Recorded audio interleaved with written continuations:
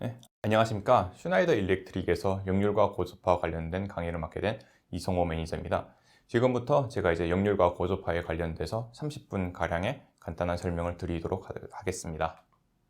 먼저 목차입니다. 지금 보시는 것처럼 먼저 전력 품질이란 무엇에 대해서 먼저 말씀을 드릴 겁니다. 왜냐하면 역률과 고주파는 둘 다 저희가 전력 품질에 관련되어 있는 내용이기에 전력 품질이 무엇인지에 대해서 간단하게 소개를 하겠습니다.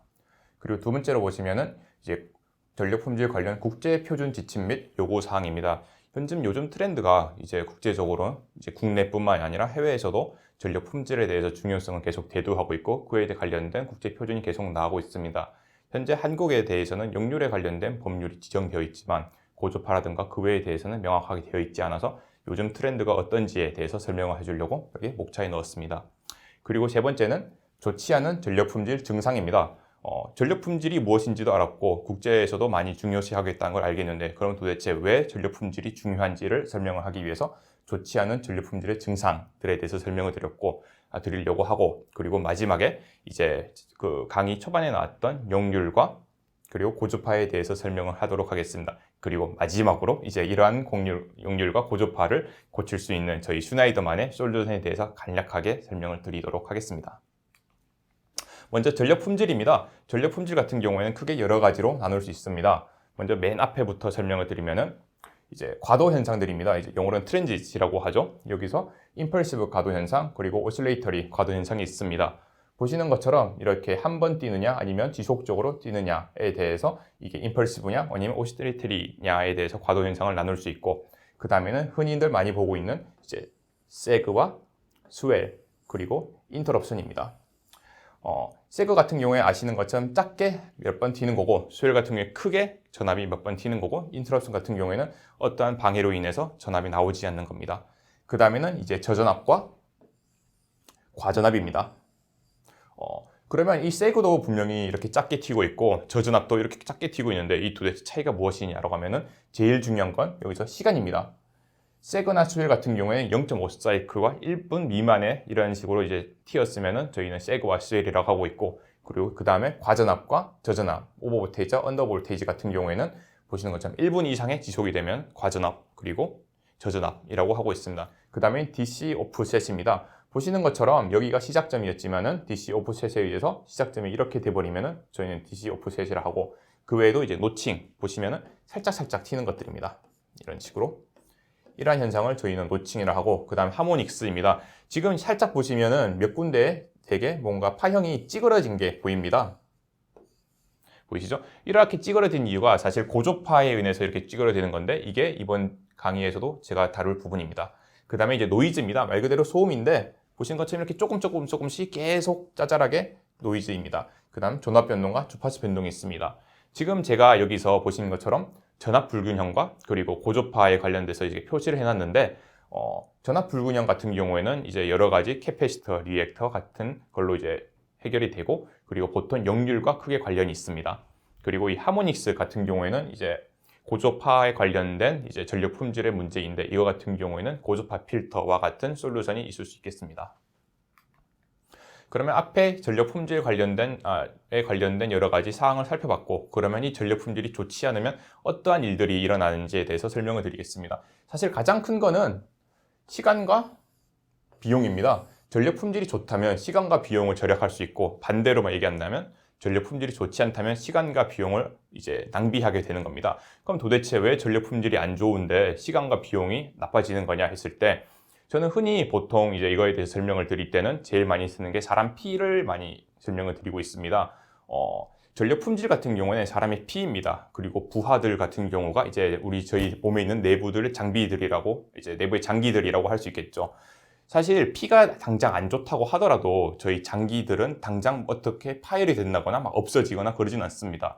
근데 저희도 이제 피가 탁해지고 안 좋으면 뭐 고혈압이 오고 아니면 뭐 감기에 걸리고 아니면 여러 가지 장기들이 안 좋은 것처럼 똑같이 전력 품질도 좋지 않다면 오랜 시간이 지나게 되면 장비들의 수명이 닳고 뭐 발열이 나고 소음이 나는 것처럼 지금 당장 눈에 보이진 않지만 추후에 큰 문제가 발생할 수 있는 게 바로 전력 품질입니다. 그렇기 때문에 저희는 신경을 쓰고 계속적으로 모니터링을 해줘야 되는 게 바로 전력 품질이라 할 수 있습니다. 그 외에도 실질적으로 전력 품질이 좋지 않는다면 공장이 셧다운이 된다거나 아니면은 여러 가지 데이터 로스가 생기다던가 그런 식으로 바로 확인할 수 있는 여러 가지 단점도 존재하게 됩니다. 그렇기 때문에 우수한 전력 품질로 시간과 비용을 절약을 해야 되는 게 중요하고, 그리고 그게 바로 가동 시간의 증가, 장비들의 이제 수명이 증가하게 되고, 그리고 가동 시간도 중간에 끊김없이 쭉 저희가 지속적으로 일어날 수 있게 됩니다. 그리고 작업장이 안정해지며 말씀드린 것처럼 장비 수명이 연장되고, 제일 중요한 겁니다. 바로 효율성이 향상됩니다. 아무래도 사람도 좋은 피로 달릴 때 훨씬 더 잘 달리고 훨씬 더 멋있게 뛸 수 있는 것처럼 전력도 좋은 전력이 들어가야지 자기 역할을 충분히 잘 할 수 있습니다. 그러면 이제 이것과 반대로 당연히 이제 전력 품질이 좋지 않는다면은 악영향을 주게 됩니다. 당연히 효율성은 떨어지게 되고요. 이거는 이제 유럽에서 나온 자료입니다. 현재 이제 유럽 같은 경우에 전력 품질에 관련돼서 많은 법 제항이나 아니면 조항들이 많기 때문에 유럽에 있는 자료를 갖고 왔는데, 먼저 이 15빌리언, 한국 돈으로 하면 거의 한 16조, 17조 되죠.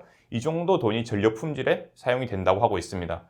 그리고 그 중에 3에서 6% 정도가 이제 그 전력 품질을 향상시키기 위해서 금액이 사용이 되고 있다고 합니다. 그리고 대략 한 1억 3천, 1억 4천 정도 금액들이 이제 제품들이 공장이라던가 아니면 데이터 센터들이 가동이 중단되면서 발생되는 이제 비용이라고 합니다. 그리고 그렇게 중단이 됐을 경우에 17시간 정도가 다시 재가동하는 데 걸린다고 합니다. 그런 것처럼 현재 전력 품질 같은 경우에는 공장 그리고 저희 빌딩에서 전부 다 신경을 써야 되며, 유럽 같은 경우에는 이렇게 자료도 만들고 여러 가지 법정으로도 이제 조항을 만들어가면서 신경을 쓰고 있습니다. 밑에 내용 같은 경우에는 이렇게 중단됐을 때 발생되는 손실 비용을 이제 시간당으로 나타낸 겁니다. 그냥 14가 아니고 14,000달러며 그냥 6.5가 6.5 밀리언 달러가 됩니다. 그리고 이제 50% 정도의 사람들이 전력 품질로 인해서 뭔가 불편함을 느꼈던가 아니면 여기에 손실을 경험해 봤다고 합니다. 이번엔 국제 표준 지침 및 요구 사항들에 대해서 제가 간단히 말씀을 드리도록 하겠습니다. 먼저 국제 지침 표준입니다. IEEE와 그리고 EN 그리고 IEC 규정들이 있습니다. 먼저 IEEE 같은 경우에는 전력 품질 모니터링을 권장합니다 로 보통 시작을 하게 됩니다. 그 다음부터는 이제 공급된 전기의 전압 특성에 대해서 살펴보고, 그 다음 여기서 이제 제가 살펴보고 싶은 점들은 보시면은 다 환경입니다. environment. 이러한 전력 품질을 정말로 잘 낼 수 있는가, 이러한 환경에서도 전력 품질은 잘 일어나고 있는가에 관련된 법들 조항이고, 그 다음에는 보시는 것처럼 전압에 관련된 국제 표준 지침 및 요구 사항입니다. 지금은 다 영어로 되어 있지만 제가 그냥 왜냐하면 포인트만 잡아드리려고 그대로 영어 원본을 놔뒀음을 양해 부탁드리겠습니다. 보시면 볼테이지 딥스라는 단어가 보이고, 그리고 소트 인터럽션이라는 단어가 보입니다. 당연히 볼테이지 딥스와 소트 인터럽션에 대해서 유의 깊게 살펴라. 그리고 오버볼테이지, 볼테이지 플럭테이션, 전압의 파동, 전압의 이제 흔들림이죠. 그리고 플리커, 이거 같은 경우는 16 암페어 이하 같은 경우, 그 다음 밑에는 16 암페어 이상 같은 경우에서도 이제 볼테이지 플럭테이션과 그리고 플리커를 신경 써라. 그러한 조항들이 있습니다. 그 외에도 이제 쭉 보면은 인터럽션과 그리고 여러 가지 이뮤니티에 대해서도 테스트를 거쳐야 되고, 플럭테이션과 이뮤니티 테스트를 거쳐야 된다라는 식으로 이제 현재 볼테이지에 관련된 여러 가지 국제 지침이 굉장히 많이 나오고 있습니다. 이게 멈추지 않고 계속 나옵니다. 보면은 플리커 미터를 어떻게 사용해야 되는지, 언밸런스과 이뮤니티는 어떻게 되는지, 그 외에도 이제 계속 볼테이지 딥스와 소트 인터럽션과 앤 볼테이지 버레레이션, 전부 다 어떠한 상황에서 이러한 전압 변동과 그리고 이러한 전압의 세거나 스웰 같은 걸 잡아주느냐, 이걸 지켜야 된다라는 들의 요구 조항들이라고 보시면 됩니다. 그리고 마지막에는 이제 세미라고 해서 Semiconductor Equipment and Material Institute, 보통 다르게 말해서 반도체 사업과 제로 쪽이죠. 그쪽에서도 볼테이지 세거에 대해서는 꼭 지켜야 되는 조항을 넣어놨고, 그리고 마지막에 ITIC 커브, 아마 CBMA라고 많이들 들어보셨을 거예요. CBMA에서도 이러한 역률 그래프, 이러한 이제 CBMA 그래프를 통해서 어떻게 해야지 전력 품질을 잘 다룰 수 있는지에 대해서 설명하겠습니다. 지금까지 제가 이렇게 국제 표준 지침 및 요구 사항을 많이 말씀드린 이유가 보통 이제 고객들이나 아니면은 공장 운영자 입장에서는 우리는 공장을 국제 지침의 요구에 맞게끔 공장을 짓고 싶어, 혹은 국제 지침을 따르고 싶어 라고 했을 때 저희 슈나이더 제품들은 전부 다 이러한 기반하에 모든 제품, 그리고 이런 기반하에 모든 시스템과 소프트웨어를 다 가지고 있기 때문에 국제 표준 지침에 잘 따르고 있음을 한 번 더 말씀을 드리겠습니다. 그 다음에는 고조파 관련된 국제 지침들입니다. 앞에는 이제 전압에 관련된 거였으면 지금 고조파에 관련된 것들인데, 고조파 보더라도 고조파를 충분히 컨트롤해야 한다. 그리고 일렉트릭 파워 시스템에서도 고조파를 계속적으로 컨트롤 해줘야 된다. 라는 식으로 이제 고조파에 대한 내용이 계속 끊임없이, 여기도 있죠. 여기도 있고, 여기도 있습니다.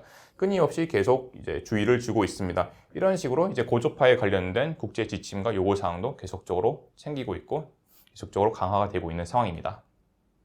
그러면 좋지 않은 전력 품질의 증상들로 무엇이 있느냐? 아까 전에 제가 말한 장기들이 이제 오래되고 다치고 했는데, 그거에 대해서 좀 더 보충적인 설명을 드리면 플리커닝입니다. 그리고 블링킹 라이트입니다. 아무래도 전력 품질이 좋지 않는다면 LED 등 같은 경우에 계속 깜빡깜빡거리는 것들이 대표적인 예라고 할 수 있죠. 그리고 가장 많은 제가 전력 품질이 좋지 않을 때 알기 쉽고 그리고 제일 먼저 일어나는 상상들인데, 잡음이 나고 변압기나 아니면 인버터에서, 그리고 과열이 나옵니다. 이유 없이 잡음이 생기기 시작하고 이유 없이 과열이 생기기 시작했다면 전력 품질에 대해서 의심을 해봐야 합니다. 그리고 조기 고장입니다. 쉽게 말씀드려서 원래 10년 쓸 수 있던 게 좀 더 수명이 빨리 닳는 게 바로 조기 고장의 가장 큰 현상이라고 할 수 있겠습니다. 그 다음에는 이제 중성선해 등의 고온 배선 설비입니다. 고조파, 특히 고조파에 관련된 내용인데, 고조파가 좋지 않다면 중성선에 아무래도 전력을 뭉치게 돼서 고열이 일어나게 됩니다. 그리고 여러 가지 회로에 대한 것들입니다. 드라이브, PLC, PC 등에서 회로 기판에 오류가 생기게 됩니다. 아무래도 전력 품질이 좋지 않게 되면은 이제 효율성이 좋지 않은 전력이 들어가다 보니까 그에 대한 오작동이라던가 아니면 여러 가지 오류가 발생하게 됩니다. 그리고 의도치 않은 차단기 트립, 그리고 인버터의 셧다운도 충분히 발생을 할 수 있습니다. 그 외에도 이제 모터 고장 및 장비 정지입니다.